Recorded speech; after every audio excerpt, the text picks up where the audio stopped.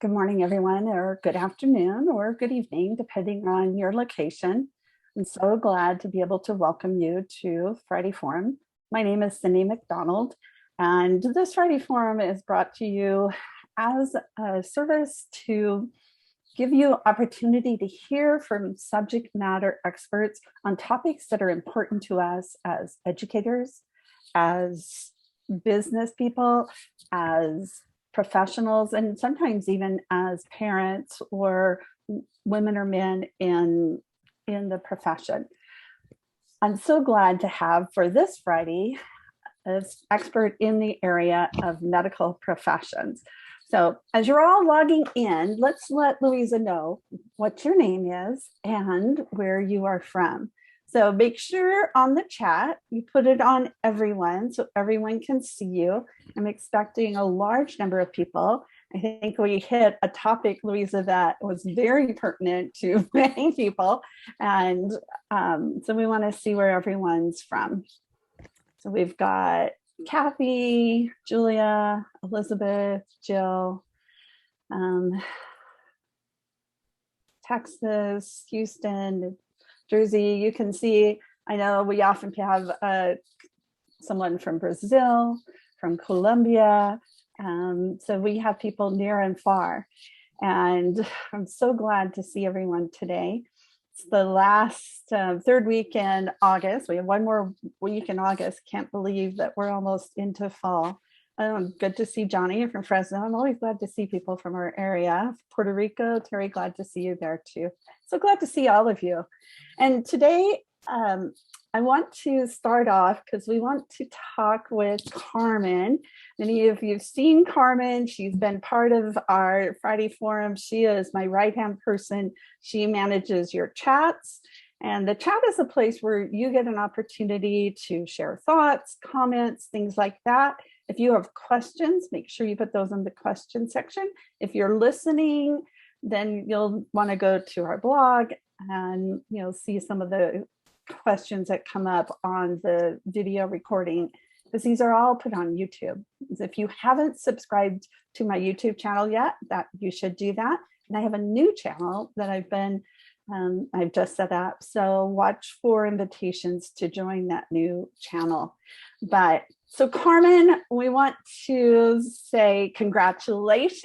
And I wanted you to tell everybody kind of where you're at and what your next steps are. What's happening for you next week? Hi, sorry, ignore what I just put in the chat. I was trying to put the link to your YouTube channel. Oh. But I am leaving Sunday for San Francisco and then flying out to New York City and then moving in to Stevens Institute of Technology. So I'm super excited. It's a big move. This week's been crazy. Everything's getting wrapped up here and I'm packing it all into 3 suitcases and moving to New Jersey. So I'm so excited. And thanks to everyone who reached out from that area and let me pick their brain for a couple of questions that I had. A little nervous about the weather, but I'm hoping it's a little warm until like October at least.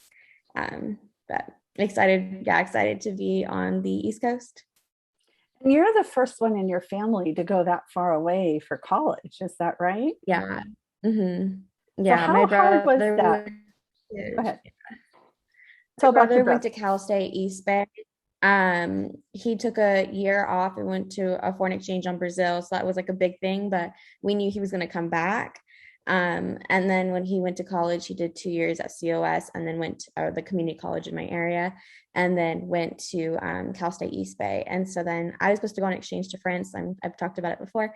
And then that didn't work out because of COVID. And so now I'm moving to New Jersey. So it kind of feels like I was supposed to leave anyways. Like I wasn't going to stay. But that was a really difficult pill for my parents to swallow that I wanted to go that far. But they've come around. They're a little sad, but they've come around. Yeah, it was a hard transition for your parents to kind of wrap their heads around, and oftentimes for parents that is a difficult thing. And you're going to be involved in which engineering program? What are you going to be studying at So Stevens? I'll be majoring in environmental engineering. And you're going to be a part of the Hispanic Women's Engineering program there, right? So I want to be a part of the Society for Hispanic Engineers. So it's like SHPE is the acronym. So that'll be super exciting. And I'm sure there's so many other things I want to do on campus, but I just can't wait to get there. Yeah, you'll find that. And I noticed an article this week that just came out that showed the colleges with the highest return on investment, like the highest salaries, and Stevens was in the top 10, I believe. 20. Yeah, top 20. You saw that. So, Yeah. So you're going to a great school. So, well, that's exciting. And we're just congratulate you and know that you're going to have to keep in touch with us because we're all out here rooting for you and we're excited. And hopefully you will be able to continue joining us for these Friday forums. So we'll be able to see that. So, well, thank you, Carmen, and appreciate all that you've done. And, you've had quite a journey with COVID and not being able to do your, gap year. And yet you've turned it into quite a wonderful experience. So, well, so today, Louisa is a great friend. You've been a mentor to me for many, many years and just a great cheerleader for me. I'm so glad to have you on my Friday Forum, Louisa, and welcome you. And you're located in Pennsylvania, is that correct? That's right. I'm in suburban Philadelphia. And I am so psyched to be here, Cyndy, and it's so grateful to you for all that you're doing for all of us. Your work as a consultant, tech entrepreneur, and now as coach and mentor to colleagues is really, really inspiring. And I'm really looking forward to this conversation. Well, thank you. And that's what we love being able to do on these Friday forums. So tell us a little bit about yourself and your background. Sure. So let's kind of roll the clock back, 20 some years ago. Pat Pruitt, who was a retired biology professor, pre-health advisor, and director of the post-baccalaureate program at Bryn Mawr College, asked me to join her consulting practice. She was focused on the needs of non-traditional med school candidates. Those are people over 27. This is a definitional thing that we all want to know. A non-traditional is, number one, over 27, or a career changer, or did not get in first round. That was the group she was focused on. It was an incredibly challenging client population, and she was inordinately successful. Now, after Smith and Wharton, I'd led a strategic planning practice for nonprofits and offered career counseling for women re-entering the workforce. When Pat called, I just finished a 10-year stint as executive director of one of our clients, a nonprofit, where we'd accomplished a whole lot more than I ever expected us to be honest. And I was really ready for a change. And the question seemed odd to join her, but I thought, why not? I love schools. Let's see where this will take me. So for the next 11 months, I was an apprentice to Pat and her husband, John, who was a retired Haverford College physics professor.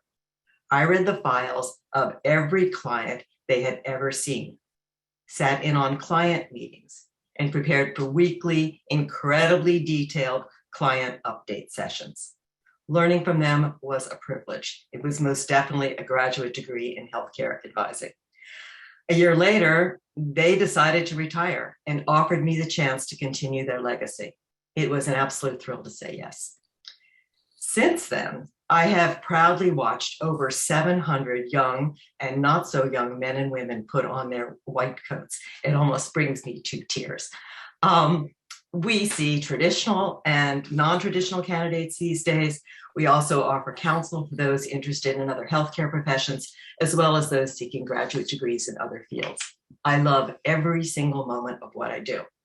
I'm also enormously grateful to our professional associations, IECA, the Independent Educational Consultants Association, and HECA, the Higher Education Consultants Association.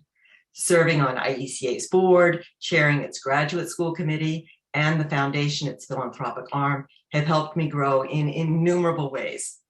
The added bonus in all of this is meeting wonderful colleagues, and the best of all is you, Cyndy. You're always pushing us to expand our skill sets and move to new levels, doing this call is definitely one of those things for me. So, my dear, where do you want to begin? Oh, I love that. And I'm glad that you mentioned the professional organizations, because they provide such a valuable service to us in so many ways. And I think we've really seen that over this COVID, and the fact that we haven't been able to meet together, and yet we've had excellent programming. So as advisors and as counselors, what do you wish that students knew about preparing? If they have this as their future and their goal, that they want to go into the health profession, what should they know ahead of time? The first thing is that I want them to know that this is an incredibly noble calling, to put aside in many ways your own life, to do nothing more than devote it to promoting others' health and well-being.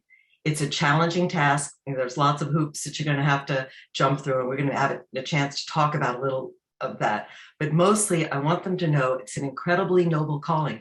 And if the student feels that call, I think we need to do what we can to help support that. They may not end up as doctors or dentists or PTs, but there is lots of opportunity, and we'll talk about that kind of thing. I think that's so true. And I think that, COVID has really highlighted that more than ever. Being on the first responders and being on the front line, it truly has been a very noble, selfless type of calling. So what do we need parents to know in terms of this? Number one, I'd like parents to take a deep breath and just be proud of your student, that they want to think about, serving other people. That's an incredibly wonderful thing. You did a good job, mom, dad, or moms and dads, or whatever your family situation is, raising someone who's thinking about, using science in a way that will tangibly impact another person's health and well-being. That's a truly great thing. That's number one. Take a deep breath. And number two, be proud. Number three, there are innumerable opportunities available to students. And in the coming years, there are going to be even more. There's so many things we cannot even imagine. Think of the sounds in the hospital rooms when you sort of see the beeping on the news at night, and that sort of cacophony and how dreadful they are. There was a musician, I'm sure maybe some of you heard that podcast earlier this week on Kelly Corrigan. She does a great routine. But there's a musician who, when she recovered from the hospital, has decided to put together a group that's going to work on the sounds in a hospital so that they can become healing and holistic. That's going to become a whole sort of new career path, right? It's so easy to think about, what's the next magic machine, but there's so many interesting things. Hospice, public health, there's an awful lot that will be available to your students. So, mom and dad, it's just not, being a doctor or a dentist or something. There are going to be a lot of other ways for your students to go after healthcare. So a lot of times parents, the reason they're pushing for that is economic. So what do you tell parents from that? It's like, well, this is a way they're going to make good money, as opposed to what you're proposing and what you describe is, this is a calling, it's a profession, it's a way you can contribute. And so what kind of what do you say to parents when they have that perspective? Like, this is a way to make more money. Well, sometimes when you speak to the physician parents, the idea of making more money in managed healthcare and dealing with insurance, they just get a headache. They're usually the ones who do not want their children to go into healthcare. So the idea of making great money, I think, is going to be complicated. And to imagine this as an incredibly lucrative career is something that was probably true back in the 1950s. And I think, we're well into the 2020s. So to move into healthcare there will always be positions in healthcare at every single level. So the idea of one's being unemployed in healthcare is very hard for me to imagine. But to think about this as just a way to make a quick buck, I think you might be better off selling erasers or something. Exactly. And I think that gets to the core of what we're trying to do as advisors and counselors. It's not about the surface things. It's helping them dig down and realize what their core values and their core motivation is, because that's what's going to bring value to their life. You know, how many people get into a profession, whether it's engineering or health or something, and then discover, you know, this is not fulfilling to me. I need to do something else. And if we can help them do that at this level, both the students and the parents, then it's going to have much more long-term, you know, consequences, right? Absolutely. Absolutely. So what do students need to do? What are some things that they can do to prepare to go into this profession, you know, starting in high school? Are there certain, you know, is it important they take all the science they can, or the math they can, or do internships? What are things that they should be doing? All of those things are important, and in some ways, none of them are important. Taking, you know, as you go through high school, your job as a high school student is always to push yourself academically as far as you possibly can. You know, your job is to stretch and to grow and to build. So yes, you know, take those maths, take those sciences, and take them to the next level.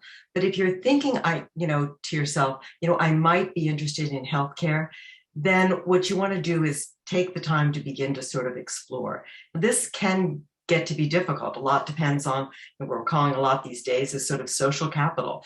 Do you know, have a pediatrician? Do you have access to a pediatrician that you could talk to? Is there someone in your family who is in medicine and you'd have the chance to talk to them?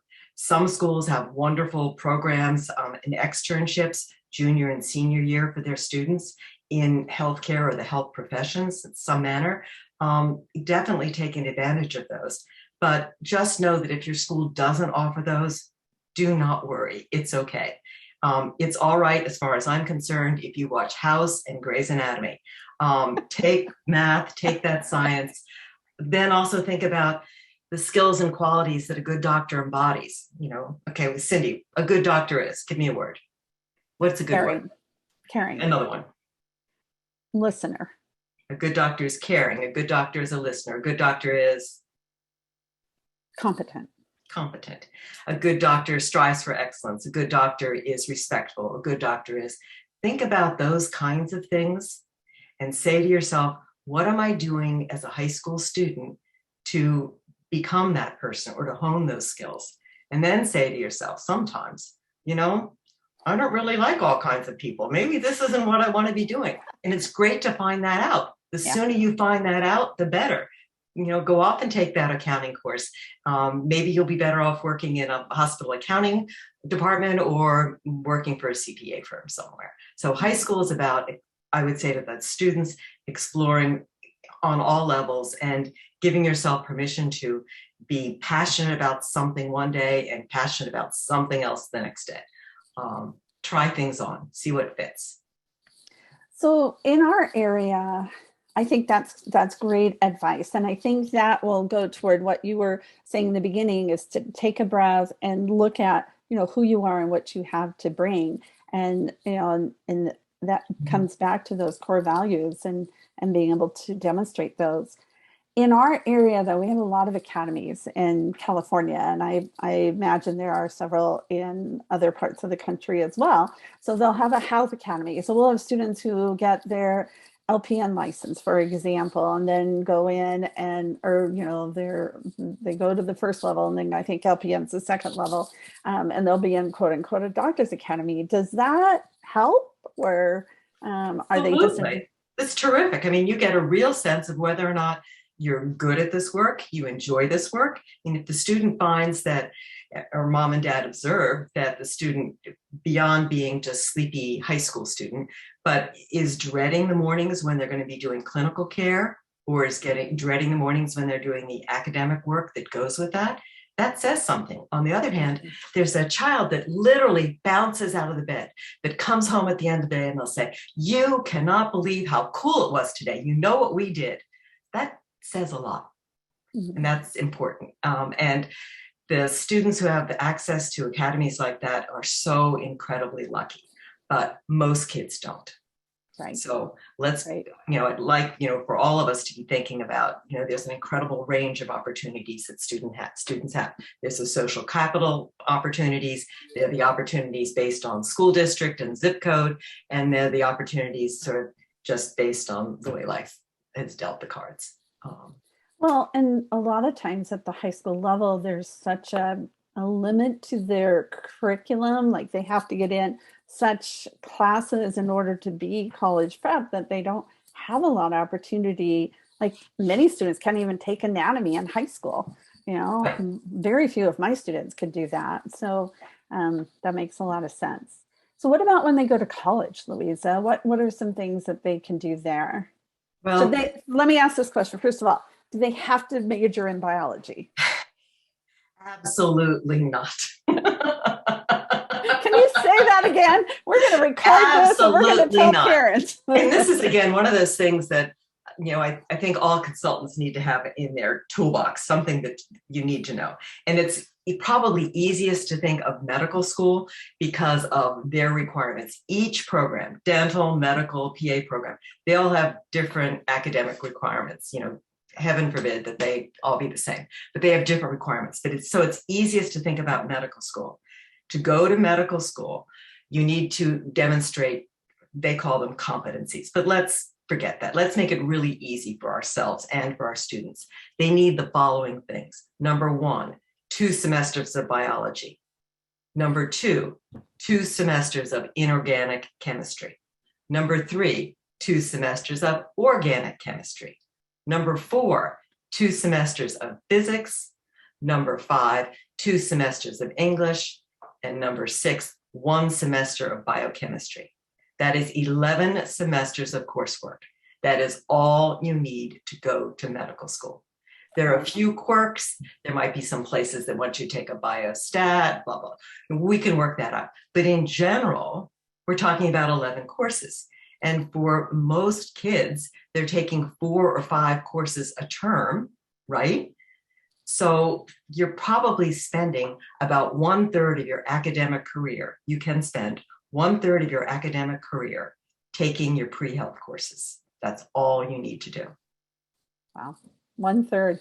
And if they pick a different major, so does it matter what major they pick? Because they've got 2/3 left. Pick what you love. I mean, this is a chance in your life to expand, build, broaden yourself in all kinds of ways. You love music, go for music.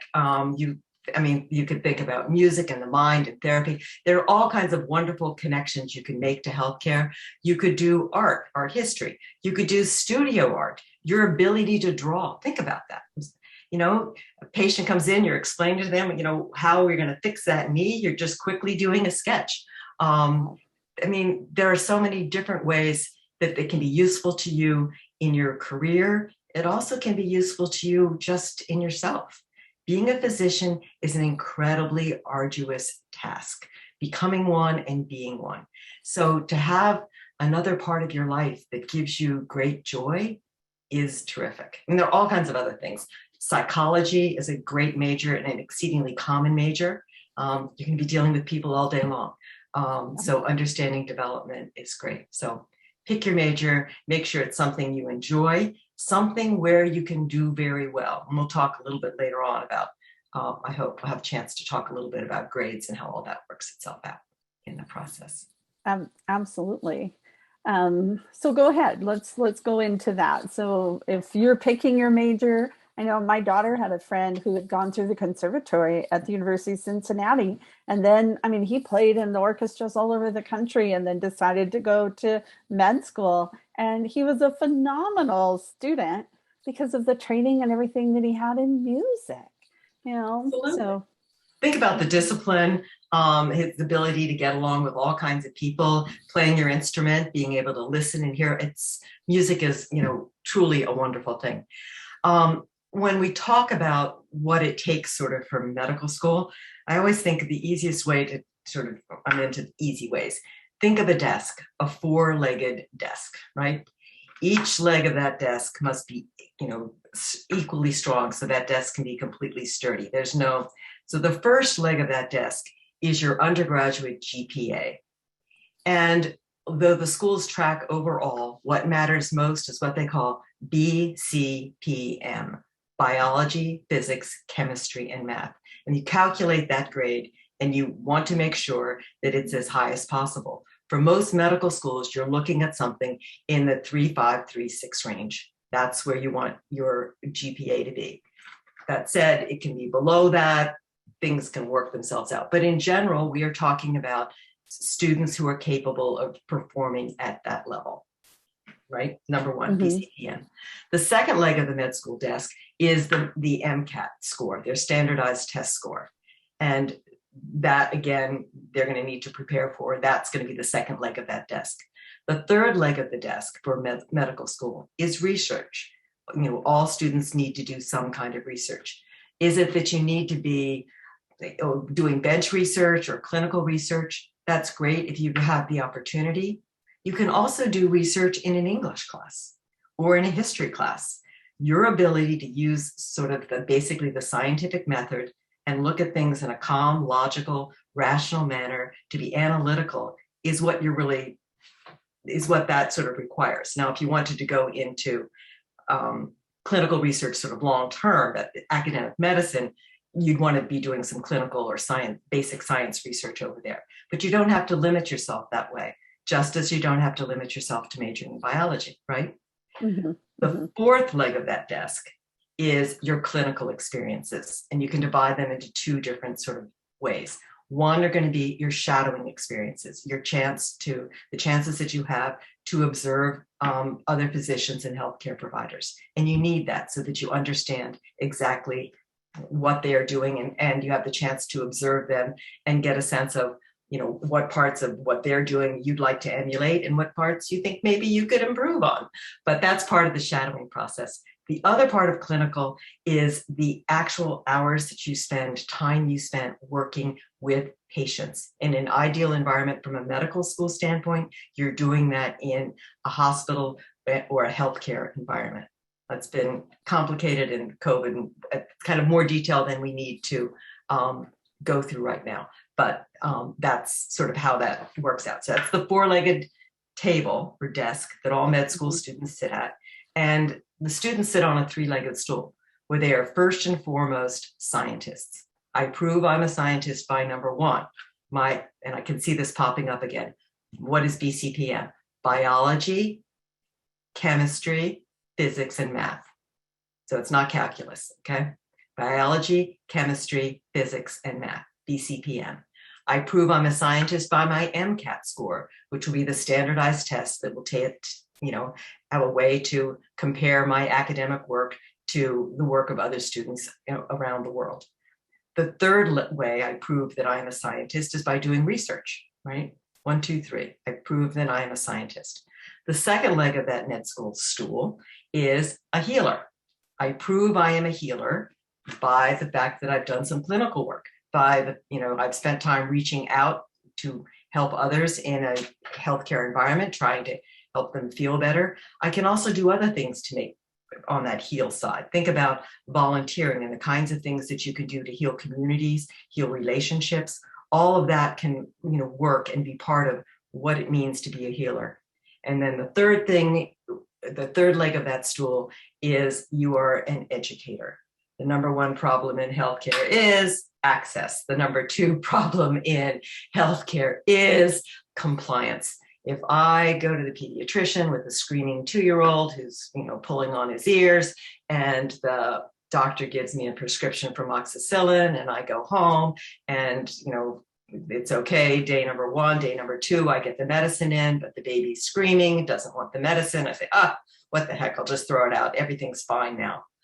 That's not going to work. I'm going to be back in that pediatrician's office 1 week later because the pediatrician and the pharmacist, another career in healthcare, pharmacy, and all that goes with that. If I was not taught, what matters and doesn't matter, I, as a patient or as a caregiver, am going to make a mistake. So it is incredibly important that people considering healthcare think of themselves as also educators. And you do that by TAing, in volunteer work, tutoring others and whatnot. So those are the sort of big picture things I like consultants to think about when they're talking to their students. I don't know if you have to use that image, but it makes it really easy, I think, to remember that there's 4 things and that that's a 3-legged stool and how balanced they must be. There's no such thing as high MCAT score and a low GPA. That just doesn't work. There's no such thing as an application without clinical hours. Last year with COVID, many incredibly strong candidates were quite surprised to find that they did not get into medical school. And there are a lot of applicants.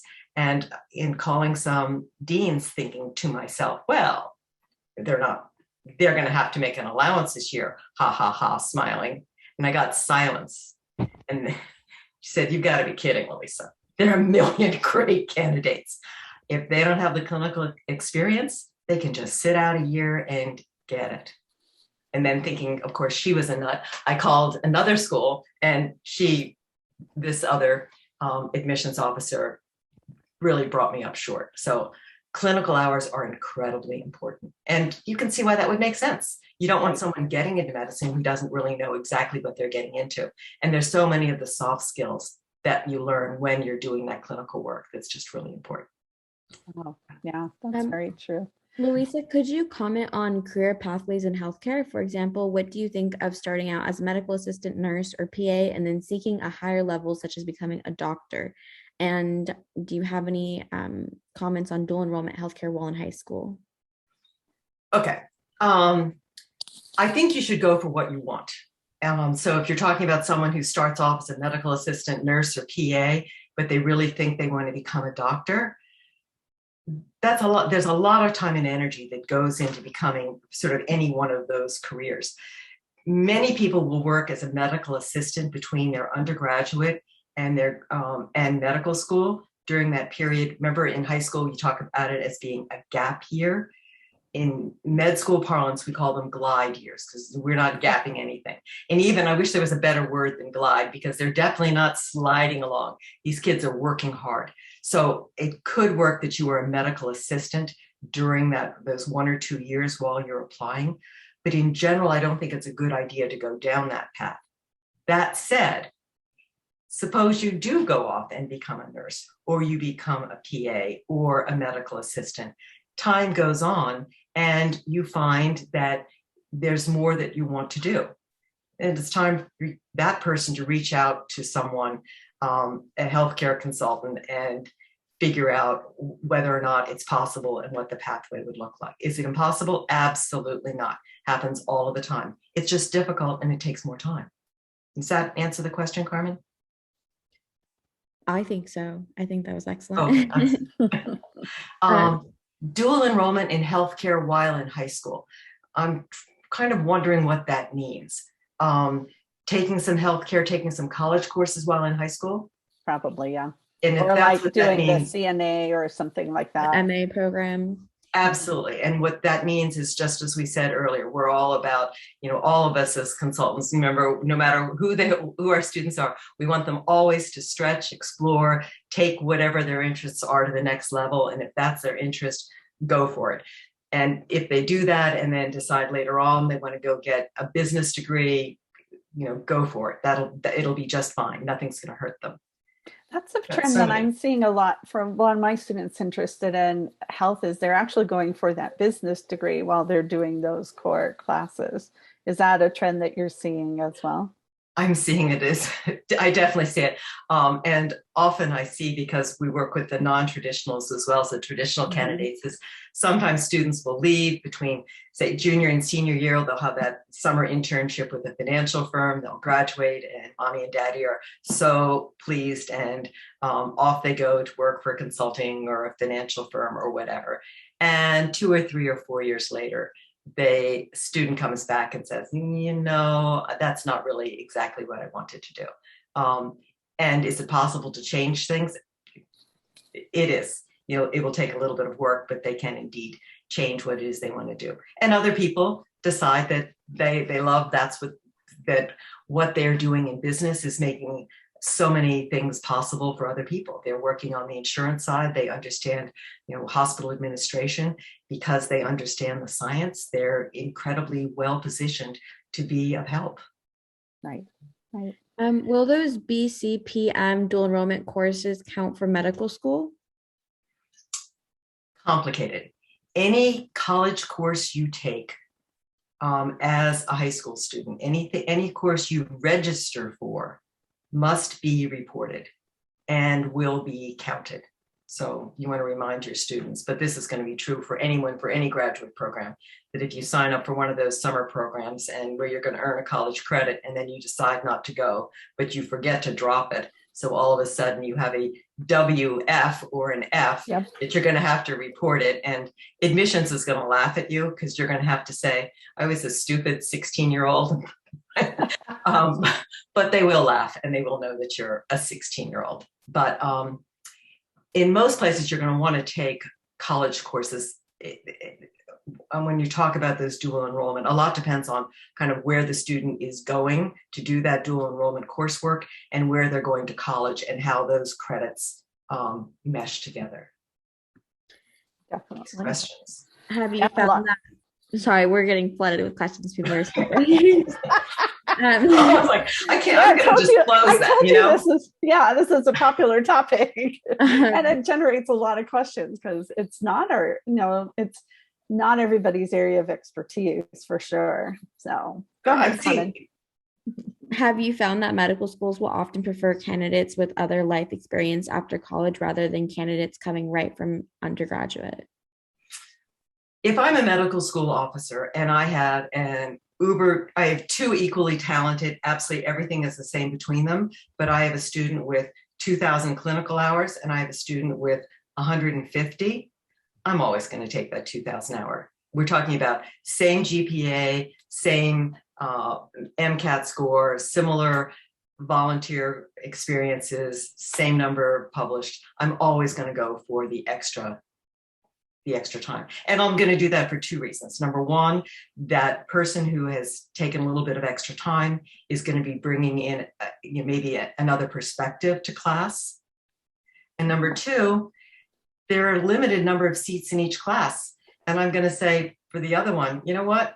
They can apply next year. Big deal. I've already got this one. Let me go for this one. And I think that's a big point too, that oftentimes we lose sight of, the students lose sight of, and the parents lose sight of is it's not a one and done thing. It's not apply this year and you can never apply again. You apply and then see what happens. And then if you're not prepared or COVID hits or something, you can do it again or go get more experience or, enhance what you have to offer and learn more and then come back and try it again. And I love that you work with non-traditional students. I think that's a very neglected group. And yet that points back to what you were just saying. They often have life experiences like our veterans, they'll bring such life experiences that nothing else will substitute for. And so I think that's a big advantage. So we've got questions about both, students who are doing get their degrees in something else and then come back and want to do a BSN program. Or the opposite end, you and I've talked about is like they want to go into what are called straight programs, they want to go into the BSMD. So you have both ends of that. So what is your recommendations or advice on both ends of those? So let's think first about the BSMD programs. And when we think about, why do they make sense? They make sense because you save a year out of your life and you save a year's worth of tuition and everything that goes with it. So that can make sense. The downside to them from my perspective and why, because most students will come to me and say, I want to do this because then I know I'll be in med school. Yep. The student who's going to get into a BSMD program, believe me, is going to get into any med school program they want to. What it takes to get into those programs is incredible. You have to be a great test taker. You have to have fabulous training in high school. You have to have proven yourself. So all you need to do in college is sort of continue on that path and you will be going to medical school. Okay. So I can understand if you are sure your student and the student is completely sure that this is what they want to do with their lives. And yes, go ahead. The other downside to it for me is when we talk about the life experiences that someone has, your ability to study beyond just, we talked about this 11 semesters worth of, sort of required academics, your ability to do more than that, you're giving up a year. So you're not going to be able to take that anthropology course that could help you in dealing with, a complex situation with people from a different background than your own. I think it can be very limiting. That said, some of my favorite people are the BSMD graduates. So what can we say? It's the way it is. I'm not a fan when students call. I always try to talk them out of it. And because I'm not such a fan, I refer them out. And then what about the BS and programs? Like, I've got my degree in anthropology, whatever, and now I want to go into nursing. How does that? That's great. I mean, just go for it. It's very straightforward. The websites are very clear about what needs to be done, what you need to do. If you have a student who's sort of thinking that way, they can, you as a consultant can reach out to those who do healthcare consulting, and we can help you along the way. But that's a very straightforward, that happens all of the time. Mm-hmm. All of the time. And right now, I'm sure that I'm wondering pretty soon, maybe there'll be a bounty for consultants who encourage people to get into nursing if they could quickly get through a program so that they could help with this incredibly horrible crisis that we are all in globally. Right. Not to make light of it. But. Right. Yeah, no kidding. That's very true. So Jeffrey brings up a good point. He says that some parents insist there's a need to go to a highly ranked college to get into medical school. As a higher rank, they often tout, okay, well, this medical has 98% acceptance. This college has 98% acceptance rate into medical school and all of that. So what is your thoughts on, what is your experience on that? Well, number one, the way it doesn't. The short answer is no. It just doesn't matter. But to understand what's going on here is that the way it works, it doesn't really matter where you do your coursework. The med schools are never going to see the student's transcript. What they're going to see is an application that has been processed if we do med school, but it's going to be the same for if you're going through PCAS for PT programs or CASPA for the PA programs. There's going to be a central application service, and all the transcripts are going to go into that central application service where they're going to verify and list all of the coursework. The student is going to have a GPA for freshman year, sophomore year, junior year, senior year, post-baccalaureate, undergraduate, and graduate. So there'll be a whole series of GPAs in the sciences, all, other than the sciences, and total. They don't really know where the student's gone to, school. They're going to go and look, and that can indeed matter. I don't think it's about highly ranked college, more about, getting back to, all the things and, college consultants do so incredibly well, is the right match for that student that's going to stretch them in all kinds of ways. The stats that schools give you about, or that sort of are available, make it very difficult to be able to compare one college to another.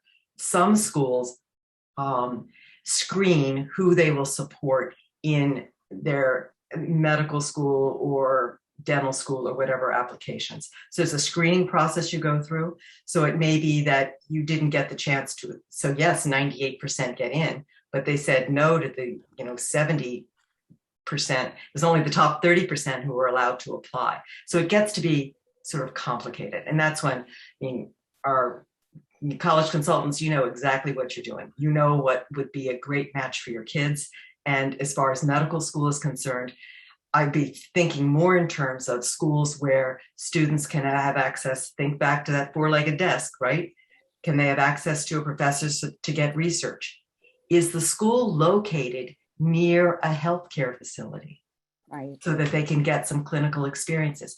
If it's not, and many of the exceedingly wonderful, highly selective liberal arts colleges are not right next to a large teaching hospital, that's okay. The student could work in a hospice. You just know that during the summer, they would need to be doing some clinical work to gain those hours. But you don't want to be in institutions where, back to the other part of that desk, that first one, that BCPM and the overall GPA, you want to be in an institution where it's possible to do well and get good grades. So I'd be focused more on that if I was advising a student about where to go to school than anyone else. I have a wonderful young woman who will be moving into Bryn Mawr next week, and her parents called the other day saying there was no way this was ever going to happen, and I just want to let you know. And she will be going pre-med. And her brother went to a very large state university, and he too is in the midst of applying to med schools now. And it was wonderful for her family to be able to, and Bryn Mawr, to be able to make it possible for her to do the kinds of things that she's going to need to do to be able to be a successful applicant. Would she have gotten in if she'd gone to an incredibly large state institution? Probably. But I think the path is going to be a little bit easier this way. So it sounds like, Louisa, that because there's some questions about, should they focus on a liberal arts school versus a national research university? And from what you've said, it sounds like you have to dig a little deeper than that. And it's not a preference one over the other. It's asking those other kinds of questions. So like, what is your opportunities going to be? And where will you be able to take advantage of this? And so is there a preference or an emphasis over liberal arts versus a national public research university? Absolutely not. Your job as a pre-medical candidate, pre-health candidate, pre-dental, pre-anything is to take advantage of the opportunities before you. Look for that great college batch. This will work itself out. What that four-legged desk that you need to do, that's what you sort of want to be focused on. There are a couple, I was just thinking, there are two other things that you could do to help your clients, as they go off to college. And one is to help them sort of begin to track their hours and how they spend their time. Because once they have that high school diploma in their hand, everything counts. Anything that happened, clinical hours, anything you did in high school, you cannot count those hours for medical school, but you also can't count them if you're going to, apply to an MBA program. They just don't care what you did in high school. So it's a really good discipline. And you could start a spreadsheet that's pretty simple about where it would be column number 1, begin date, column number 2, end date, column number 3, activity, column number 4, role, column number 5, contact, column number 6, that person's email. And you know what I forgot was in between after. Let's do this. June 1st to August 10th, Camp Tegawitha. I was a counselor.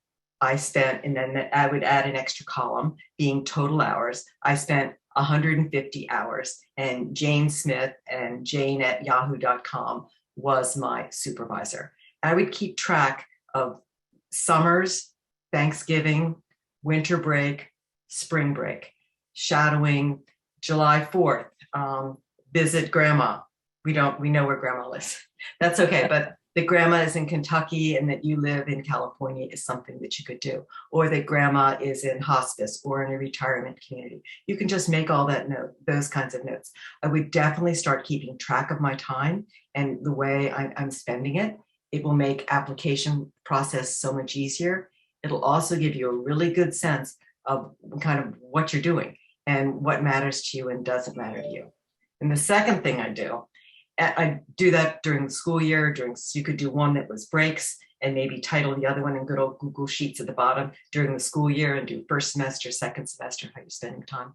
And then I would also do, remember we talked about that sort of skills and qualities. We did that, a good doctor is caring, a good doctor is a listener, a good doctor is organized, a good doctor is smart. I would, instead of having that roll around in my high school brain, I'm a college student now. I'm thinking seriously about going into healthcare. I would write those words down. I would start another Google Sheet and make that column number 1. These are the skills and qualities that the doctors, the nurses, the dentists that I admire, this is what they embody. I'd leave column number 2 blank. In column number 3, I would just list the activities that I'm involved in. And I'd go back and look at that list every once in a while and say to myself, is being part of the yearbook at XYZ College helping me with my organizational skills? Is it helping me develop a team spirit? Is it helping me be detail-oriented? Good doctor is detail-oriented. Is it helping me, work with people across cultures? Whatever. All those sorts of things are just 2 really good easy things that you can give to your clients. You can create your own letterhead, brand it however you want. But it would be, I think, an absolute gift to be able to give them that as they head off to college thinking about this kind of thing. I think that's fabulous. I think that's really good advice and will give them a strong foundation and give them something that they can, as you said, continue working on and build that momentum. So what organizations, where do you, from this step and stage, what organizations, what resources do you recommend that we use as advisors to turn to for data or, articles or things like that?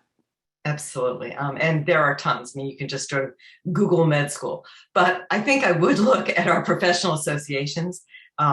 Both HECA and IECA have a wealth of resources, and you can Google the people within, do the search, those who do healthcare advising. All of us love what we do, and we are more than happy to help with that. And there are many of us, like me, also coach people who want to get into healthcare advising, and we can work as contractors or subcontractors for you, whatever you want to do sort of on that front. There are also some very important kind of places to go. And the first one is NAAHP, the National Association of Advisors to the Health Professions. Now, it's another membership organization. It's NACAC for med school, okay? NAAHP, NACAC for med school. And you can go in there and under their member resources, even if you aren't a member, there's something called SACK, S-A-C-K. And you click that on and it will have links to all of anything optometry. And there's so many things we didn't talk about. So many different places you can go, all the different kinds of, there's, aromatherapy, acupuncture. They're going to have links to absolutely everything. So that's a great basic kind of resource and place to go. For medicine, every counselor should know AAMC, the Association of American Medical Colleges. That's the big umbrella organization. Under it, there are 3 special places to go. The first, AMCAS is listed there. These are the application services. So for the MD, what we call the allopathic medical schools, you would go to AMCAS, AMCAS. For those who are interested in the osteopathic programs, that's AACOMAS, AACOMAS. And then for those in the great state of Texas, which is not part of the union, there's a Texas Medical School. They have to do it better. It's bigger in Texas, right, Louisa? Definitely bigger and better in the great state of Texas. It's great. So there's indeed Texas. Now, there's also going to be PCAS, for DPT programs and CASPA, but all those links really are, it's going to be really easy if you just go into NAAHP, click on member resources, and then click on SAC. It makes no sense the way it's set up. But once you get in there, you're going to find exactly, here they are, CASPA, ADE, PCAS. Cyndy has in the chat, all these, the wonderful resources that you can go to.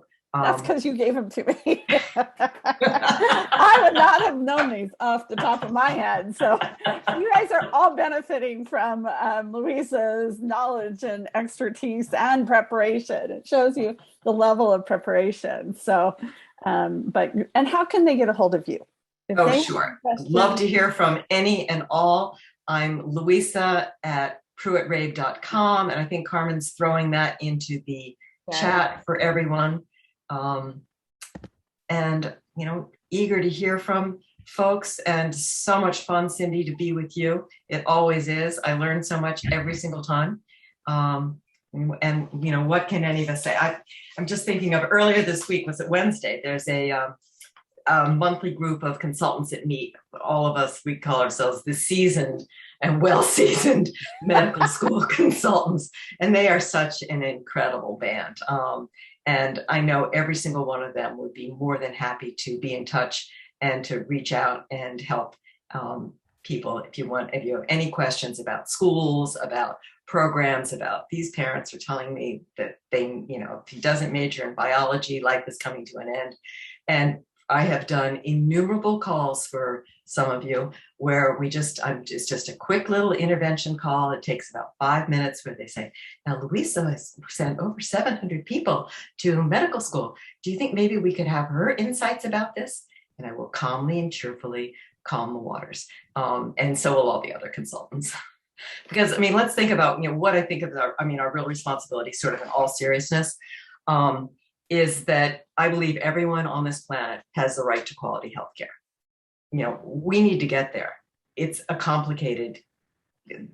incredibly complicated, who's going to deliver, what it's going to look like, how we're going to pay for it. But I believe we as advisors, whether you're dealing with, we have any boarding school people on here or day school people, or you're talking about, college, you're talking about graduate school, we need to do all that we can to go after those students, to especially encourage the students from underrepresented groups who have what you might believe is the academic ability. It could be the potential. They could be nothing but C's on their transcripts, but they have it. We need to do all that we can to encourage them to move forward and to think about healthcare. We need to put it out there because there's one of the innumerable things we've learned through all of this is that we need to have an incredibly diverse physician, nurse population. I shared with Cyndy, I do healthcare all day long. I went online to sign up for my annual skin check. I chose an older woman PA versus the young male PA, MD of color.